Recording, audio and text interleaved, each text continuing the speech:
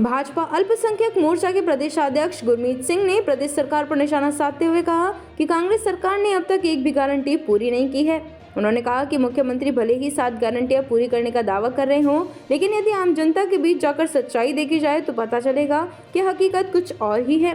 गुरमीत सिंह ने कहा कि पूर्व मुख्यमंत्री जयराम ठाकुर के कार्यकाल में चलाई गई कई जन कल्याणकारी योजनाओं को मौजूदा प्रदेश सरकार ने बंद कर दिया है। उन्होंने आरोप लगाया कि शिक्षा संस्थानों सहित कई अन्य संस्थानों को भी बंद किया गया, जिससे प्रदेश की जनता को नुकसान उठाना पड़ा है। ईवीएम को लेकर उठ रहे सवालों पर कांग्रेस पर कटाक्ष करते हुए उन्होंने कहा कि जब तक कांग्रेस चुनाव जीत रही थी तब तक ईवीएम पर कोई सवाल नहीं उठे, लेकिन अब भाजपा की जीत होने पर वही ईवीएम गलत बताई जा रही है, जबकि ईवीएम कांग्रेस सरकार की ही देन है। भाजपा संगठन को मजबूत करने को लेकर गुरमीत सिंह ने कहा कि वे पार्टी को बूथ स्तर तक सशक्त करने का प्रयास कर रहे हैं। उन्होंने बताया कि जिम्मेदारी मिलने के बाद अब तक वे करीब 40 बैठकें कर चुके हैं और पार्टी से दूर हुए पुराने कार्यकर्ताओं को फिर से जोड़ने का प्रयास किया जाएगा। उन्होंने यह भी कहा कि केंद्र सरकार की ओर से प्रदेश को 3000 करोड़ रुपए से अधिक की आर्थिक सहायता दी गई है, जिससे विकास कार्यों को बढ़ावा मिला है।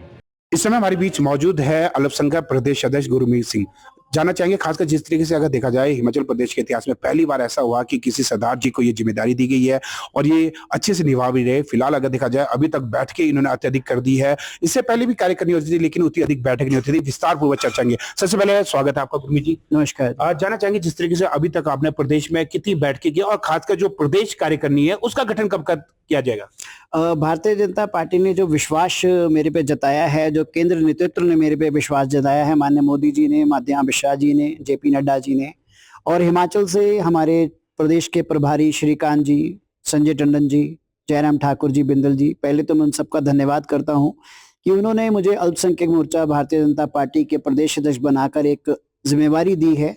और अभी तक जो है मैं 40 से ऊपर बैठकें जो हैं वो कर चुका हूं और इसमें मैं बूथ स्तर तक जाने का प्रयास कर रहा हूं, मंडलों के गठित कर रहा हूं।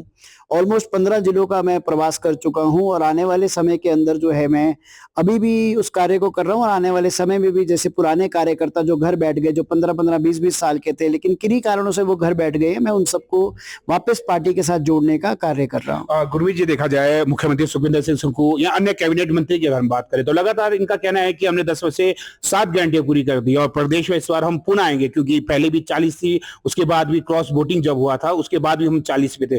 किस नजरिए से देखते हैं, क्या गारंटियां पूरी धरातल पर पूरी हुई है? देखिए, मेरा मानना यह है कि हर पार्टी को, चाहे वो भारतीय जनता पार्टी है चाहे कांग्रेस है, उसको अपनी बात रखने का और अपनी बात और विचार कहने का अधिकार है। अगर ये देखिए मेरे सामने अगर एक ग्लास रखा हुआ है जिसमें आधा पानी और आधा खाली है, मैं बोलूं कि आधा इसमें पानी जो है वो भरा हुआ है, सामने वाला बोलेगा खाली है।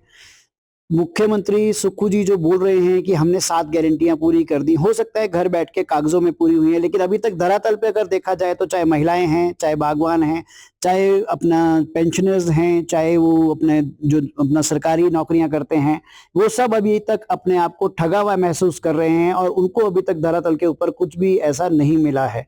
तो जब तक चीजें धरातल पे नहीं आएंगी, कागजों में रहेंगी, तो उसका कोई मुझे नहीं लगता कि औचित्य है।